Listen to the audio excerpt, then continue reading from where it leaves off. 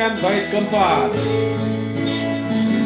Bila Tuhan akan datang kembali, menambah sukacita hatiku, hilang takut masuk surga suci, akan puji kebesaran-Mu. Aku memuji kebesaran-Mu, Maha besar pencipta-Mu. Aku memuji kebesaran-Mu, Maha besar, oh Tuhanku. Bapa di surga, kami bersyukur Bapa pagi hari ini yang Tuhan anugerahkan bagi kami. Jadi hari yang kami bisa nikmati di dalam nafas kehidupan yang Tuhan berikan. Juga Tuhan mensyukuri segala sesuatu yang Tuhan sudah berikan bagi kami. Memenuhi segala kebutuhan rohani jasmani kami. Itulah kami Tuhan bersama-sama di tempat ini menaikkan pujian syukur kami. Membawa pujian persembahan kami kepada Engkau. Ampuni Tuhan segala dosa pelanggaran kami. Layakkan segala pujian persembahan kami menjadi persembahan yang hidup dan berkenan di hadapan-Mu. Demikian juga Tuhan, Engkau memperbaiki kami. Dengan yang lain Tuhan, lebih rendah hati dan takut akan Engkau Tuhan. Sehingga kami semakin sadar dan melihat bimbingan dan tuntunan-Mu Tuhan. Demikian juga Engkau akan menjauhkan kami dari pencobaan-pencobaan. Yang melepaskan kami daripada yang buruk. Demikian kami berdoa jika ada saudara kami yang lemah imannya Tuhan yang kuburkan, Tuhan kuatkan. Tambahkan imannya Tuhan. Dan mereka waktu Tuhan dengan bersukacita dan memuji Engkau. Demikian juga bangunkan gereja-Mu ini Tuhan, bukan dengan menambahkan iman saja, tetapi juga menjadi saksi-Mu. Tidak banyak orang yang Engkau panggil Tuhan, untuk beribadah kepada Engkau. Demikian juga Tuhan, Engkau pelihara anak-anak kami dalam aktivitasnya.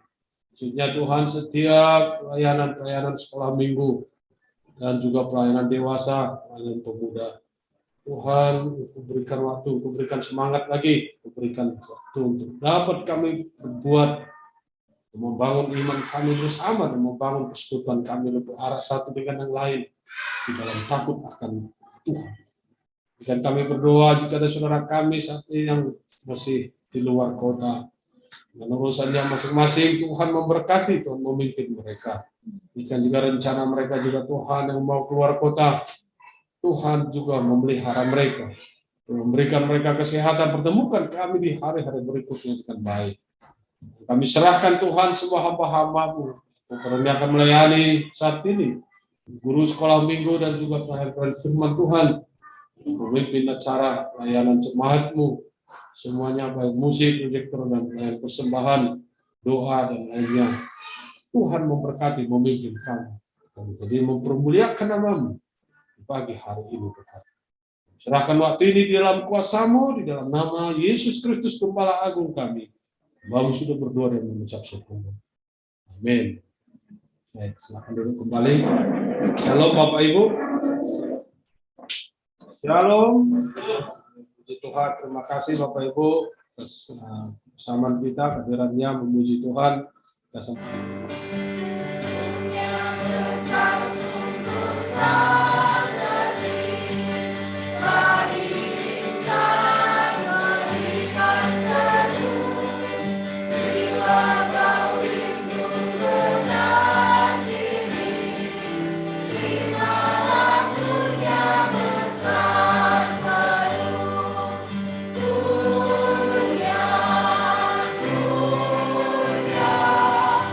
Dunia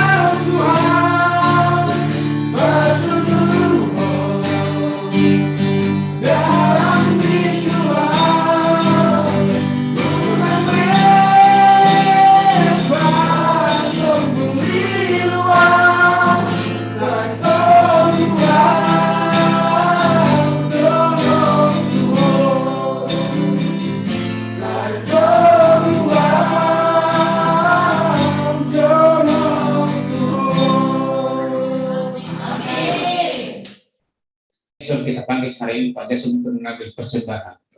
Hari raya Tuhan datanglah segera dengan sepenuh kuasa-Mu.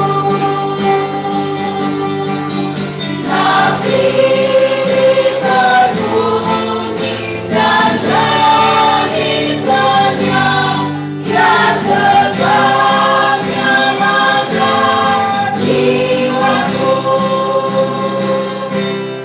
nyamanlah, jiwaku nyamanlah, nyamanlah jiwaku. Amin. Shalom Bapak Ibu, terima kasih kesaksiannya.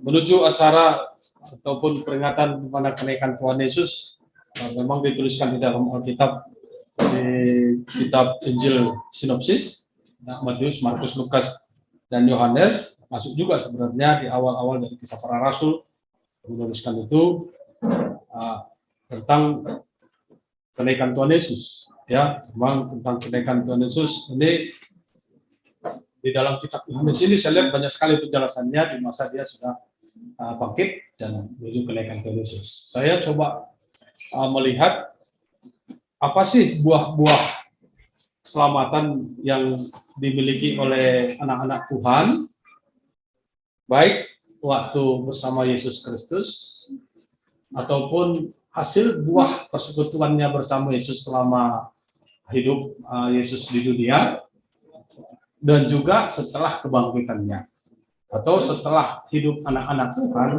dalam Kristus. Karena kita harus pahami, hidup orang percaya ada hidup di dalam Yesus sebelum dia mati, sebelum dia bangkit. Dan ada hidup orang percaya setelah dia bangkit.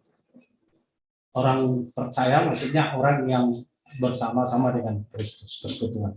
Jadi manusia itu memiliki masa dia ada persekutuan dengan Yesus sebagai manusia yang tidak berdosa dan bersama Kristus setelah menjadi tubuh kudus. Dari tubuh kudus, kita aja yang tidak menikmati itu. Tetapi manusia yang sama dengan badan kita seperti ini sudah pernah menikmatinya. Ya, karena itulah menjadi kesaksian kita untuk setia. Ya, saya hanya berpikir kesetiaan kita itu bukan kesetiaan yang kita buat-buat. Tapi memang kesetiaan ya karena keselamatan dari Tuhan itu yang membuat kita itu selalu tidak bisa lari daripada Roh Kudus itu atau Roh Kristus itu. Tidak bisa. Sama seperti ada seorang anak, kapan dia akan paham bahwa dia tidak bisa lari dari bapak mamanya. Ya, kalau masa-masa bayi dia dijual belikan, dia tidak mengerti kan? Tapi setelah dia dewasa, dia paham siapa orang tua aslinya, siapa mama aslinya, dia akan mencari-cari itu. Nah, itu maksudnya. Jadi kita juga melihat dari sisi kisah dalam Yohanes pasal 21 ini, apa sih hasil persekutuan bersama Yesus? Adalah manusia yang belum berdosa, manusia yang tidak berdosa, dan apa hasil persekutuan bersama Kristus. Bapak Ibu, ini harus direnungkan ya, karena butuh penjelasan, butuh juga perenungan yang Bapak Ibu saya harap merenungkannya dengan baik ya, dan bawa ke rumah berkat ini. Mari kita berdoa. Bapa di surga, terima kasih kasih karunia mengumpulkan kami ada di tempat ini dengan persekutuan dalam Kristus. Tuhan memberkati kami, mengampuni akal pikiran kami, menguasai kami, mendengarkan firman-Mu. Biarlah kami terima dan membawa pulang menjadi berkah berlimpah dalam rumah kami. Demikian hamba-Mu oleh kuasa Roh Kudus-Mu memberitahukan dengan jujur, tulus, dan jelas bagi kami. Perkenankan kami oleh pengampunan kasih-Mu kepada kami, sehingga kami kudus adanya di hadapan-Mu. Di dalam nama Tuhan Yesus kami berdoa. Amin. Baik Bapak Ibu, hanya ini aja, 2 poin besar, ada poin-poin kecilnya. Ya, karena waktunya tinggal 20 menit. Saya akan coba dengan jelas dan cepat. Saya tidak baca lagi firman Tuhan kepada kita karena tadi sudah kita baca sudah berganti. Saudara berikut. Bapak Ibu, buah-buah keselamatan apa yang kita terima? Atau buah-buah keselamatan apa yang kita bisa renungkan saat ini sebagai orang percaya, namun tidak melihat seorang percaya yang diselamatkan, yang diberikan iman untuk percaya oleh Roh Kudus zaman kasih karunia ini. Karena kita tidak orang percaya pada zaman Yesus bersekutu dengan kita. Tetapi kita percaya pada zaman Yesus tidak pernah kita lihat. Kita tidak percaya pada zaman Kristus yang setelah dia mati dibangkitkan, dia bersama-sama dengan orang-orang dan mereka melihat bagaimana kuasa itu terjadi.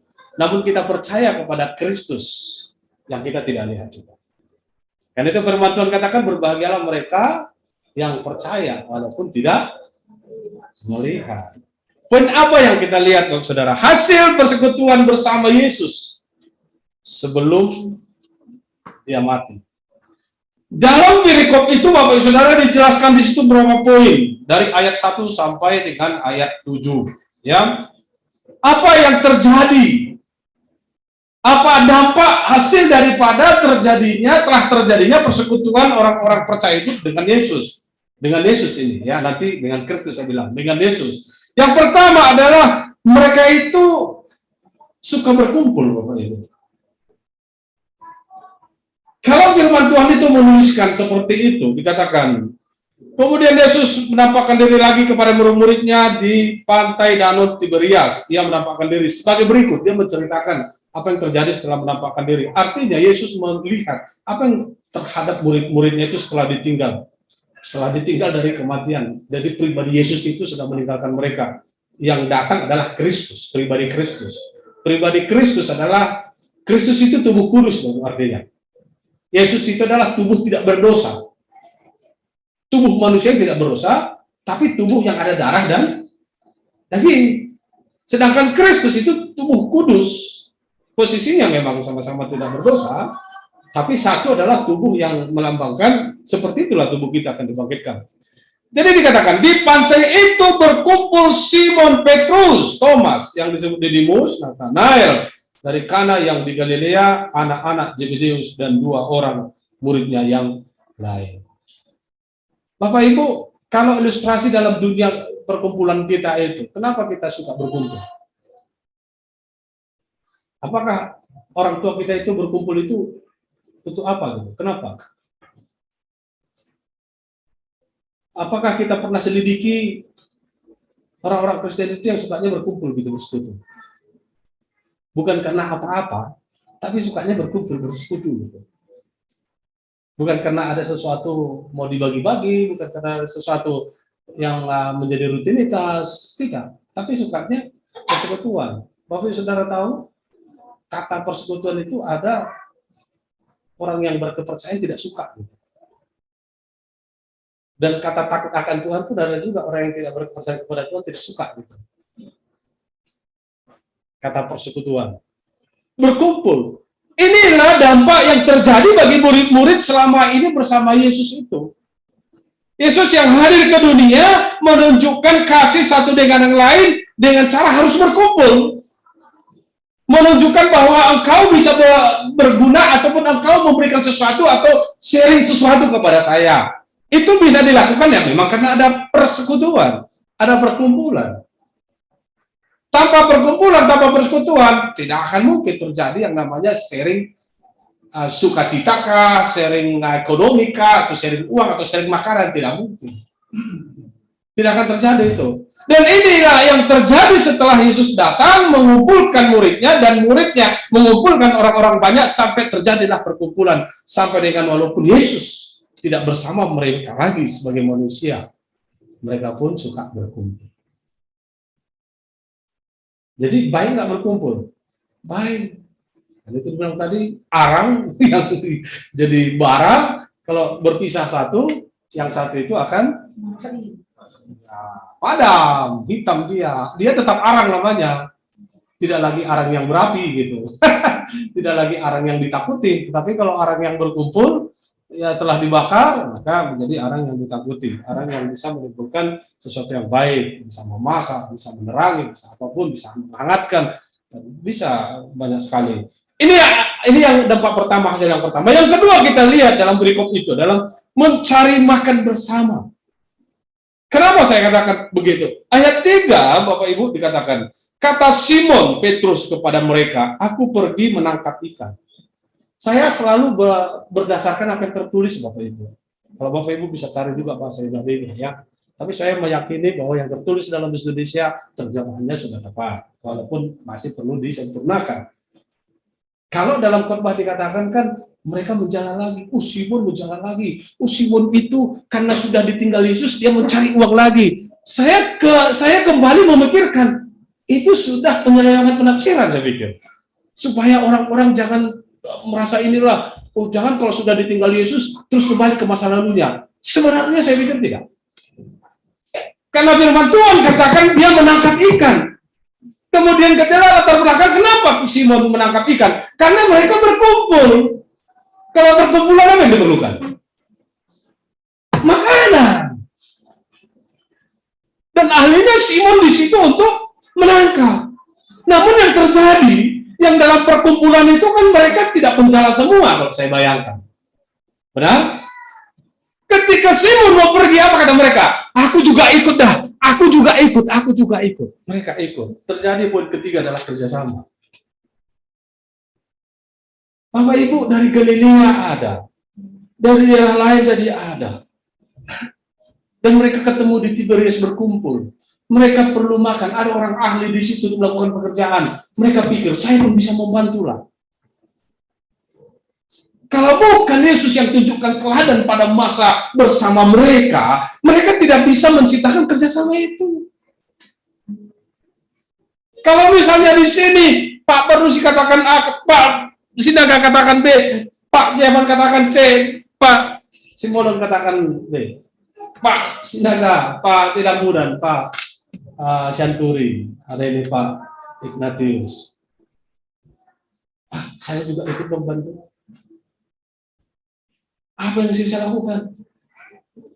Inilah akibat yang kita lihat bahwa Yesus menghendaki kesatuan secara jasmani itu terbentuk. Maka pada waktu Yesus bersama murid mengatakan begini, saya berdoa untuk kalian supaya apa? Supaya satu adanya. Satu apa? Di dalam jasmani. Di dalam pemikiran yang dipimpin oleh Tuhan Yesus secara jasmani. Yang diperlukan dengan raga itu apa? Banyak sekali kan? Kadang-kadang orang memerlukan dorongan sukacita, kejiwaan. Tidak perlu ada kesatuan untuk membuat dia semangat lagi. Kadang-kadang mereka memerlukan ide-ide, walaupun ide itu sendiri belum tentu digunakan. Tapi adanya masa di mana berkumpul untuk memberikan ide satu dengan yang lain, yang seseorang saya butuh, bagaimana saya bekerja, bagaimana saya berusaha. Tetapi dalam perkumpulan itu muncul banyak ide, dia akan tahu apa yang harus diperbuat. Dia akan tahu, saya harus lakukan ini. Walaupun kita pikir, loh kok ide saya nggak dilakukan? Karena dia mengumpulkan ide, dan mendapatkan ide, dan melakukan saran-saran itu menjadi satu kesatuan yang dia inginkan, yang dia harapkan, yang bisa dilakukan. Dia kerjasama. Kalau saya kebayang Simon itu pergi ke jalan, kemudian mereka itu mau ikut, terus lakukan apa di sana? Ada aja, mungkin hanya lihat-lihat aja. Karena peristiwa itu mereka pergi dan mereka juga menjalankan, tetapi tidak dapat apa-apa. Tidak dapat apa-apa. Padahal apa? Dalam perkumpulan mereka membutuhkan makanan, mereka membutuhkan sesuatu yang mereka harus nikmati bersama-sama. Dan yang terakhir pada poin itu, hasil persekutuan dengan Yesus selama ini, karakter kepatuhan Bapak Ibu. Kalau karakter ketaatan seolah-olah tuntutan ya. Kamu taat ya. Tapi kalau patuh ini kan lebih lembut. Patuh, orangnya patuh. Orangnya patuh di dalam apa yang kita kerjakan sama-sama, saya ikut juga. Kalau taat kan yang diperintah, kamu perintahnya itu harus taati. Kalau patuh itu kan, kelihatannya mereka pergi ke sana sama-sama ya, saya ikut aja lah. Jadi dalam perasaannya itu dia harus patuh seperti yang dilakukan oleh teman-temannya. Ya kalau saya bilang, taat pada firman Tuhan, Ya itu perintah Pak Pendeta, ya saya taat gitu. Tapi Pak Tuhan, itu adalah sesuatu dorongan perasaan melihat situasi. Oh saya harus lakukan begitu, saya juga aktif. Nah itu yang kita lihat. Apa yang kita lihat dalam ayat 6 dan 7 dikatakan di sini. Maka kata Yesus kepada mereka, tebarkanlah jalamu di sebelah kanan perahu, maka akan kamu peroleh. Lalu mereka menebarkannya. Dan mereka tidak dapat menariknya lagi karena banyaknya ikan itu. Ada kata mereka. Ada kata bersama-sama di situ. Ada kata lebih daripada satu orang, tidak hanya Simon.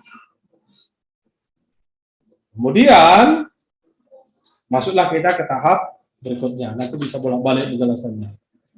Yang kedua, hasil persekutuan bersama Kristus. Jadi tahapan-tahapan yang sebenarnya Yesus tunjukkan itu sudah murid-murid tunjukkan di dalam pasal ini. Ataupun pasal sebelumnya sudah. Artinya, perhatikan, ada karakter berkumpulnya, ada sifat-sifat berkumpulnya, bersekutunya, ada sifat mencari makan bersama, ataupun memikirkan yang lain, ataupun memikirkan, oh ini orang ini akan nanti butuh makan, saya harus cari, saya harus ambil. Walaupun saya belum tentu. Ibarat begini Pak Saudara. Ada tamu datang, misalnya ke rumah saya pernah coba pelajari begitu, orang tua saya. Jadi tamu-tamunya banyak, kemudian pikir dia, makan apa orang ini yang berasnya udah nggak ada kan? Jadi, oh sebentar, dia minjam beras. Apakah bisa dunia mengguyonkan begini? Gimana ya ibu ini? Untuk kasih orang makan kok minjam katanya? Ya kan? Ya karena dicari nggak punya kan, nggak dapat kan? Ada teman saya satu sekolah, sekarang dia ada di Jakarta juga, teman. Dia itu berani bilang begini sama kami. Dia yang lakukannya, kalau kami enggak, pelit-pelit orangnya. Kalau dia enggak, ayo kita jalan, ayo kita mau makan dia. Aku pinjam dulu duitnya. Yang dipinjam itu makan bersama. Coba. Itu akhirnya masih ada di Jakarta. Ya kami mikir, ya kalau kawanku yang paling pelit itu senang aja dia, aman. Ya kan, saya mikir. Kok ada juga? Sekarang baru saya mengerti. Dia minjam untuk makan bersama, tidak minjam untuk apa-apa lah. Artinya itu, jadi dibayar. Sekarang Bapak Saudara, kita dapat makanan dari Tuhan itu minjam atau hak milik kita? Begitu gampangnya Yesus memberikan ikan begitu banyaknya di jala itu. Apa hasil usaha mereka? Tidak ada. Suruh pinjam berapa? Setenaganya makan ikan. Besoknya kau cari sendiri lagi. Gak mungkin ikan itu tetap menjadi lauk mereka kan? Sebentar aja. Dan Tuhan kasih dengan gampang.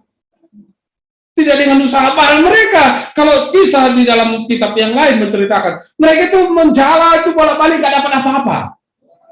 Tapi Yesus bilang, tebar di situ. Bagaimana bisa Yesus kalau bukan yang berkuasa melakukannya?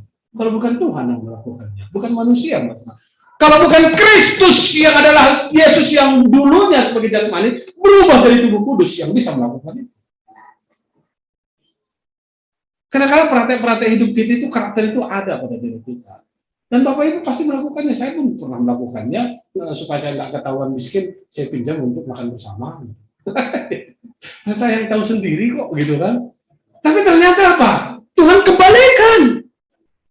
Tuhan bisa buat itu dibayar. Tuhan bisa buat, kenapa? Yang kita mau lakukan itu adalah untuk kepentingan bersama. Namun bukan seperti, ayo kita menjudi, pinjam dulu dia menjudi. Ya habislah dia. Kan? Karena itu bukan untuk kebutuhan perut, untuk kebutuhan jasmaninya. Itu mah kebutuhan yang lain. Kalau menjudi baru pinjam kan. Ini maksud saya hasil yang murid-murid sudah tunjukkan secara natur. Ini tidak dibuat-buat, tapi mereka berkumpul, mereka coba mencari kebutuhan mereka bersama, ada kerjasama, kemudian ada karakter kepatuhan. Kita pun ada, walaupun kita tidak hidup zaman mereka waktu Yesus bersama mereka. Tapi dari firman Tuhan yang kita dengarkan di Injil Tuhan Yesus, kita bisa belajar. Dan saya pun tahu apa yang kita perbuat selama ini oleh karena firman Tuhan. Amin. Oleh karena firman Tuhan. Dan tidak sulit sekali untuk menceritakan kok kita bisa melakukan itu. Gitu. Kalau orang dunia, gimana ya? Bisa kuat kamu gitu. Saya kebayang, maaf ini. Ya, ini Pak Simbolon nih di rumahnya itu, ya penuh sekali. Apa yang terjadi di situ? Kan? Tapi saya lihat orang ini sukacita aja terus, senang, sukacita. Bahkan saya bilang, kalau gitu, ini kesempatan Pak Simbol untuk membimbing supaya yang dari depan Bapak ini jadi semua. Kalau nggak jadi repot kan? Coba bayangin, banyak sekali kita tidak sadari dan itu sedang berlangsung gitu. Itu sedang berlangsung. Kalau bukan karena firman Tuhan, sama dengan murid-murid itu. Apa yang terjadi setelah kisah para rasul? Setelah ini, setelah Kristus, yang hasil kedua, hasil persekutuan bersama Kristus. Wah, lebih hebat lagi di kisah para rasul. Namun kita telusuri apa hasil yang setelah bertemu dengan Kristus. Menyadari atau menyadari diri sebagaimana layaknya di hadapan Tuhan. Ayat 7b mengatakan begini.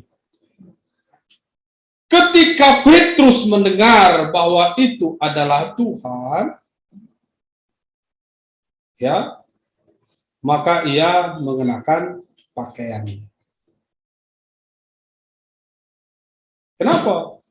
Sebab ia tidak berpakaian, berkolor-kolor aja. Tidak berpakaian berarti repot juga ya, kayak Adam dan Hawa. Tidak, berarti berkolor-kolor aja. Ya, lalu terjun ke dalam danau. Kenapa kita harus berpakaian bagus ke gereja? Karena itu ya. Karena memang ya kelayakan. Kira-kira ini gambaran ini kenapa Petrus langsung, saya harus pakai pakaian. Tahu nggak?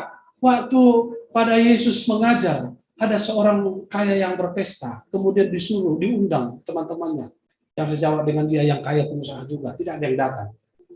Kemudian disuruh siapa aja di pinggir jalan sana, di jalan sana panggil sini, ayo kita berpesta. Tapi dipilih lagi siapa yang bisa masuk, benar? Kalau yang lihat copang caki segala macam itu dipulangkan kan? Itulah gambaran bahwa yang patut untuk datang kepada yang di hadapan kerajaan itu ya yang pantas gitu. Dia bisa datang, tetapi yang pantas kenapa? Karena sesuatu sudah tersedia, Bapak Ibu, bukan tidak tersedia. Masakan kita di sini 5 gram, di sini 5 gram, di sini 10 gram, ya kan? Songketnya harga 5 juta, masuk ke pesta goyang-goyang gini-gini. Gereja pakai biasa aja. Benar nggak? Kita terus terang aja, Bapak Ibu. Di situ dia goyang-goyang gini, di gereja enggak. Apa yang terjadi? Jadi kalau kita melihat Petrus ini dengan gambar yang sederhana di pantai, dia tahu tidak berpakaian, dia pakai pakaian karena dia mau bertemu Kristus yang kudus itu, karena dia yang dari surga dan akan kembali ke surga. Di pantai, tidak di pesta itu, di pantai. Yang biasa memang ke pantai itu berkolor-kolor juga bisa. Tapi kalau ketemu Kristus, langsung berbeda. Saya tidak tahu ini Bu Jevan, kalau datang Pak Jevan bersolek enggak dia? Katanya enggak. Tapi kalau Bu Lisna bersolek, ya kalau saya datang waktu itu berpacaran. Karena baru kenal kan, cuci muka. Ya kalau Pak Jevan Ibu ceritanya kan mereka sudah di rumahnya, ya nggak penting. Nggak tahu yang lain gitu, benar? Kan ada greget itu kan dia bertemu dengan siapa ini ya? Ya pakai sisir lagi dibikin. Kalau dilihat bibirnya kurang listrik dibikin listriknya. Itu terjadi. Terus kita bertemu dengan Kristus, bertemu dengan Tuhan. Ini gambaran dari Petrus ini. Yang kedua, saudara, kita menyadari siapa kita ya. Kita menyadari di hadapan Tuhan di dunia ini, bukan di surga. Di surga mah pakaian kita sudah bagus-bagus. Yang kedua, menyiapkan hidangan untuk semua. Ayat 9. Ayat 9 dikatakan, ketika mereka tiba di darat, mereka melihat api arang dan di atasnya ikan dan roti. Kan banyak orang di situ. Rupanya, selain daripada dirinya menyadari bagaimana pantas bertemu dengan rajanya, kepalanya, Kristus adalah Tuhan. Kristus adalah selama ini memang kepala kami, gitu kan? Memang dia adalah mengajar kami, memang dia adalah ya membimbing kami dan keselamatan yang sesungguhnya yang diberikan dari dia. dia juga menghidangkan makanan untuk semua orang. Mungkin di sini kelihatannya dikatakan karena Yesus minta kan, berarti kepada dia dulu diberikan. Itu berapa kali diminta Yesus itu? Ayat 5, kata Yesus kepada mereka, hai anak-anak, adakah kamu mempunyai lauk pauk? Ya, mereka tidak ada lauk pauk. Nah, kemudian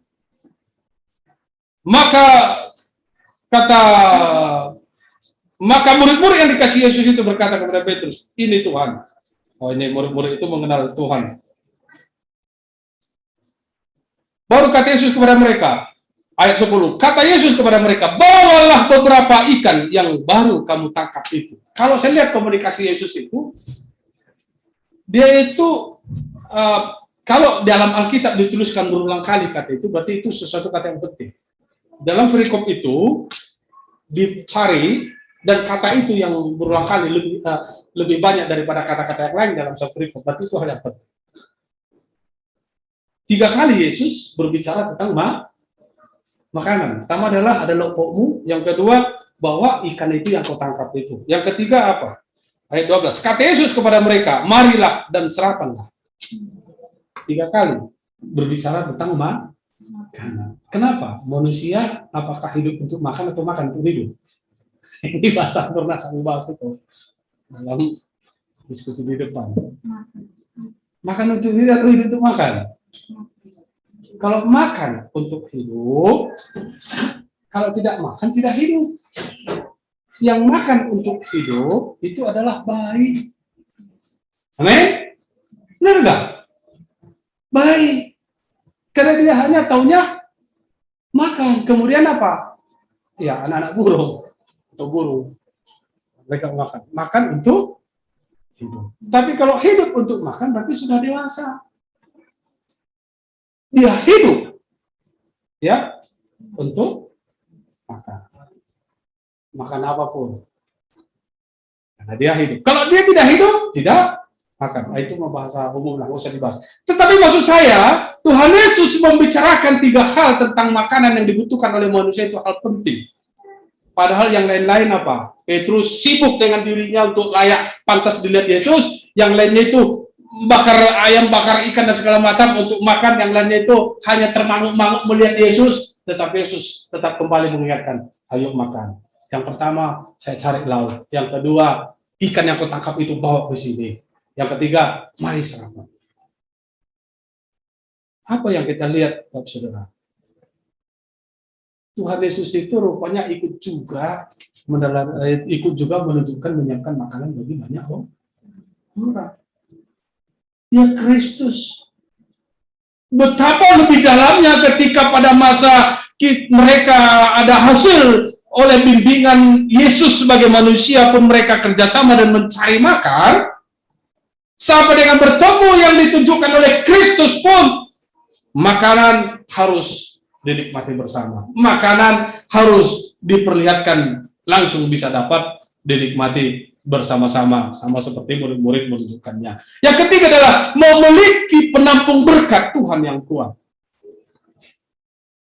Memiliki penampung berkat Tuhan yang kuat. Kalau bahasa lain apa? Memiliki lumbung-lumbungnya yang mantap dan terisi terus. Ya, bahasa lainnya apa? Memiliki dompet yang banyak kantongnya selalu semua terisi. Gitu. Tapi pada caranya. Atau memiliki tas selalu kemana-mana dia selalu aja ada uang. Uang itu bertahan sampai ke rumah dan bisa dinikmati. Kalau sering bocor kantongnya apa yang terjadi? Nggak tahu juga. Tetapi maksudnya di sini yang punya kalau sudah ada hasil persekutuan dengan Kristus, berarti percayalah, yakinlah, kantong-kantong berkat kita pun kuat kalau berkat itu datang dari Kristus. Di mana itu? Mari kita lihat di dalam ayat 12, ayat 11, ya dikatakan di situ. Simon Petrus naik ke perahu lalu menghela jala itu ke darat penuh ikan-ikan besar, 153 ekor banyaknya, dan sungguh pun sebanyak itu jala itu tidak itu maksud saya. Tidak koyak. Kenapa? Kristus ada di situ. Kristus yang kasih berkatnya. Kalau yang lain kasih berkatnya nggak tahu. Tapi kalau Kristus yang kasih berkatnya, walaupun jalannya itu sudah lama lapuk, nggak koyak katanya. Saya tafsirkan itu berarti kantong penampung berkat kuat. Saya masih mikir-mikir apa kantong penampung berkat saya ini kuat ya? Oh, bocor. Saya hanya mikir, apa sih maksudnya supaya kantong penampung berkat Tuhan itu kuat? Apakah harus bahwa suami jujur penghasilannya berapa? Kepada siapa?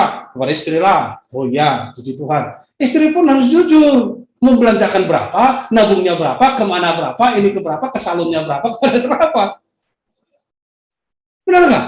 Kalau enggak nanti nggak tahu bocor-bocor di mana kan?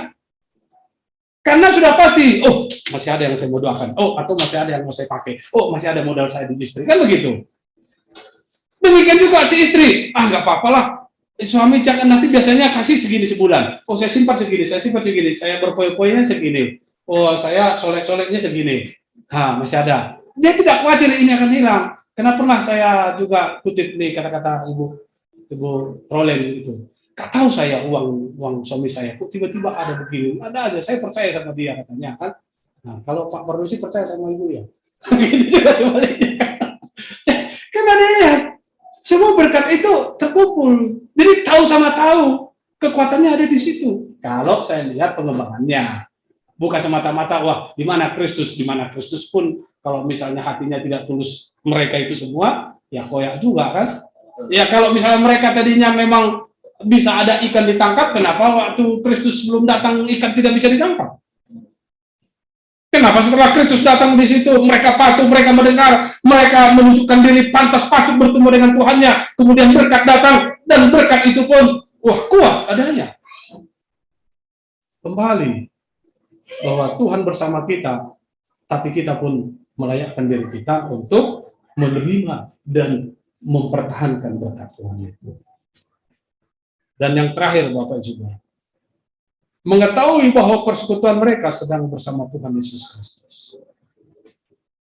Menyadari, mengetahui, berarti bukan saya ada di gereja aja supaya saya bersekutu dengan Tuhan Yesus.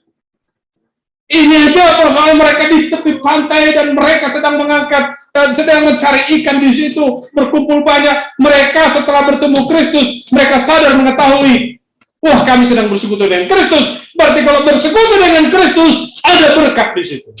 Amin. Dan mudah untuk menikmati berkat itu. Berkat itu juga bisa dinikmati mereka yang sebenarnya bukan menjadi saluran berkat dari Tuhan. Tetapi menikmati berkat yang disalurkan Kristus melalui yang dikehendaki Tuhan. Pada masa orang banyak yang ada di situ tuh, berarti berkat ikan sebanyak itu pasti sudah dibagi-bagi. Karena kalau kita lihat kisahnya, Petrus itu kan meninggalkan jalannya kan, langsung ikut Kristus kan? Benar nggak? Langsung ikut Kristus, langsung dia pergi ke Gunung Golgota ya. Yang ngurus ikan itu siapa? Pasti orang lain. Berarti kan ikan itu terbagi-bagi kemana-mana. Menikmati di mana ketika seseorang menyadari dan lebih menyadari bahwa saat persekutuan itu memang Kristus ada di situ, maka orang yang kelaparan di sekitar kita pun akan ikut makan. Orang yang tidak punya apa-apa di sekitar kita pun dia akan dapat sesuatu. Coba bayangin Bapak Saudara, berapa orang di sini yang sungguh menyadari, wah menikmati persekutuan, kita sedang bersekutu dengan Kristus, maka tidak ada yang kurang. Amin. Kalau di sini yang berbicara laki-laki ya, dalam firman Tuhan ini kan, tidak ada perempuan kan, karena saya selalu getol terhadap laki-laki. Karena begitu dibiarkan laki-laki ini, udah aman dia, biarlah ibu yang urus katanya. Ya kalau ketemu sama dengan ibu-ibu, bingung saya ngomongnya apa kan? Saya dalam Alkitab, laki-laki punya power menjalin hubungan dengan Kristus. Karena Kristus laki-laki adalah kepala gereja. Karena dia yang kekar, kuat, dia yang mencari ikan, dia yang melakukan sesuatu baik bagi banyak orang. Bapak Ibu, ayat 13 mengatakan, Yesus maju ke depan mengambil roti dan memberikannya kepada mereka. Demikian juga ikan itu. 4 kali. Yesus mengambil roti, mengambil ikan, dan memberikannya. Yang terakhir adalah hasil persekutuan bersama Kristus. Harus melayani. Oke? Harus melayani. Ajaib bilang, melayani itu tidak harus seperti Pak Pardusi berdiri di depan mimbar. Benar sekali. Dan saya dan kami pelajari itu. Saya kebayang, coba aja kalau saya jadi pengusaha apa misalnya restoran. Ya udah, semua karyawan melayani. Ada masak, ada ini, ada pelayanan rumah makan. Aja kan tahu. Tapi saya melayani apa? Sapu-sapu. Sapu lantai, ngepel lantai. Ngapain lagi? Dibayar banyak. Nyapu lantai kan? Dan tidak perlu ada meja direkturnya. Ya biar aja kepala restorannya yang bermeja. Tetapi yang pemilik nyapu-nyapu, ngepel, segala macam itu. Baru bersih-bersihin. Karena saya pernah nonton film McD, ya begitu juga filmnya. Yang pemiliknya yang bersih-bersihin, yang ngangkat sampah masuk, yang bikin sampah yang bertebaran itu dimasukkan ke dalam sampah. Orang mengerti.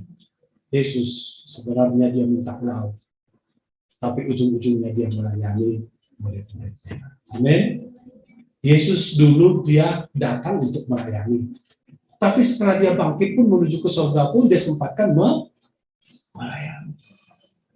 Betapa ditekankannya, Bapak Saudara.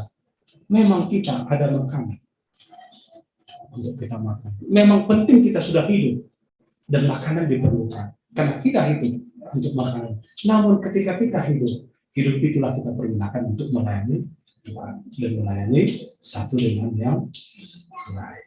Amin. Kita berdoa. Bapa di surga, terima kasih Bapak. Karena kasih karunia Tuhan kami berat kembali. Di nama Tuhan, Engkau berikan buah kekuatan firman ini. Hal-hal yang harus kami renungkan dan kami lakukan dalam hidup kami Tuhan. Bahwa semua sudah Tuhan karuniakan. Bagaimana kami bisa berkumpul, bagaimana hati kami ingin juga bersekutu, dan kami juga ingin mencari makan kami, bahkan makan untuk keluarga dan juga mungkin untuk orang lain. Juga kami ada karunia untuk kerjasama satu dengan yang lain. Ada karunia karakter kepatuhan Tuhan. Mendengar sesama kami di dalam kebenaran dan mendengar Tuhan. Dan juga kami ada karunia yang Tuhan sudah berikan setelah Engkau juga bangkit dari Kristus, yang menunjukkan kami semakin menyadari siapa diri kami Tuhan. Untuk semakin kami layakkan hidup kami di hadapan-Mu. Juga kami siap untuk menghidangkan, memberikan, menyiapkan hidangan bagi Tuhan dan bagi sesama kami. Dan bahkan juga memiliki penampungan berkat yang kuat yang Tuhan selalu isi di dalam keluarga kami dan kantong-kantong kehidupan keluarga kami. Dan juga menjadi persekutuan yang kuat. Menjadi kepatuhan yang kuat terhadap Tuhan. Karena semakin kami menyadari bersama Kristus berkat berlimpah. Dan biarlah kami menyaksikannya di dalam kehidupan kami. Terima kasih firman-Mu ini Tuhan.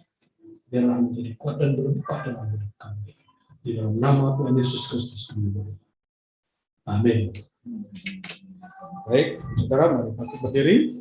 Menaikkan pujian nomor 296.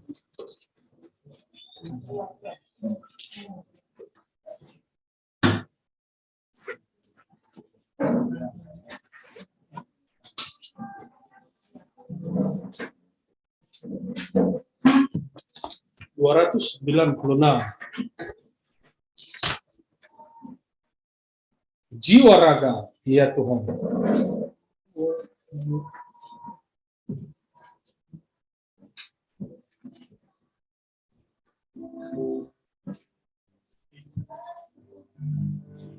Raga, ya Tuhan.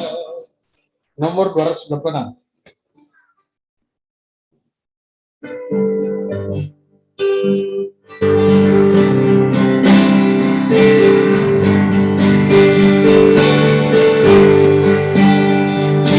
Oh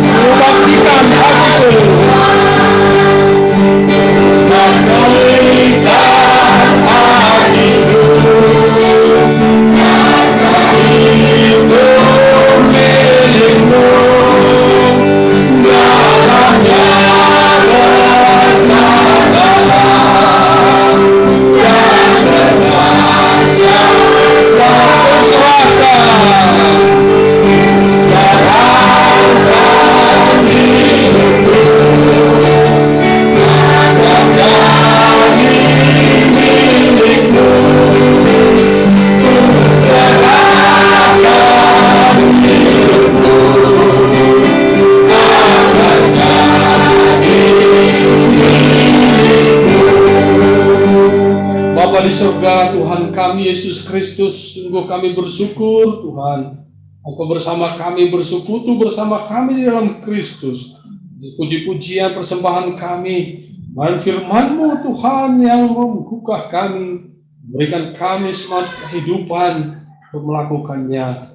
Biarlah Tuhan Engkau memberkati semuanya itu, menjadi layak berkenan di hadapan-Mu, menjadi pujian persembahan kami kepadamu, sehingga kami semakin menyadari dalam persekutuan kami dengan Engkau Tuhan, akan mendatangkan berkat yang berkelimpahan bagi kami, baik yang saat ini sampai dengan kami pulang ke rumah kami. Engkau yang sudah menyertai kami hingga saat ini sehat, kami percaya juga Tuhan menyertai kami sehat sampai dengan Engkau akan datang. Engkau memberikan kami bertambah rezeki dan berkat-Mu Tuhan, dan biarlah Engkau yang memperkuat penampungan berkat dalam keluarga kami, dalam diri kami yang datangnya daripada Engkau Tuhan.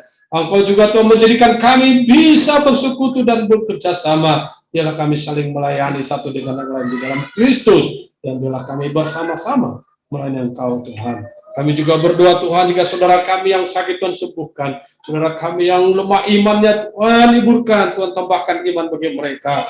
Jika saudara kami Tuhan yang mencari kebenaran-Mu, buka pintu Tuhan untuk mereka, untuk kami bawa mereka di hadapan-Mu, di dalam persekutuan kami, sehingga mereka dimerdekakan, diubahkan, dimenangkan oleh Kristus dalam kehidupannya. Kami juga berdoa Tuhan, di mana kami tinggal Tuhan berkuasa untuk juga ikut campur memperbaiki keadaan yang lebih baik, sehingga kesejahteraan daerah juga kami nikmati kesejahteraan daripada-Mu Tuhan. Kami berdoa bagi negara kami ini Tuhan, yang tolong segala pekerjaan, kepemimpinan, kepresidenan kami Tuhan. Nah, segala sesuatu juga Tuhan biarlah baik adanya, dan menjauhkan perpecahan ataupun pemecah-pemecah dari bangsa kami ini, sehingga kami bisa berusaha Tuhan membangun satu kesatuan, dan biarlah kesempatan kami menjadi saksi-Mu di tengah-tengah bangsa kami ini.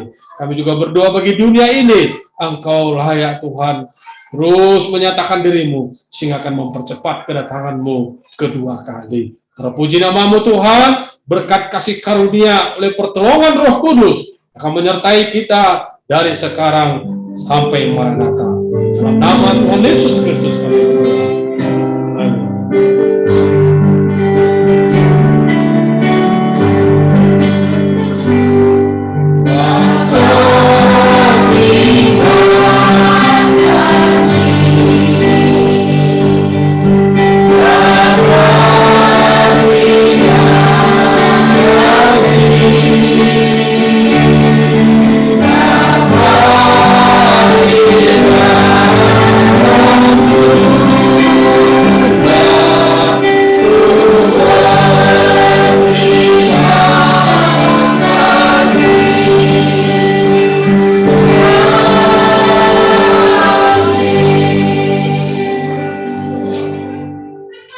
Shalom, Tuhan Yesus memberkati.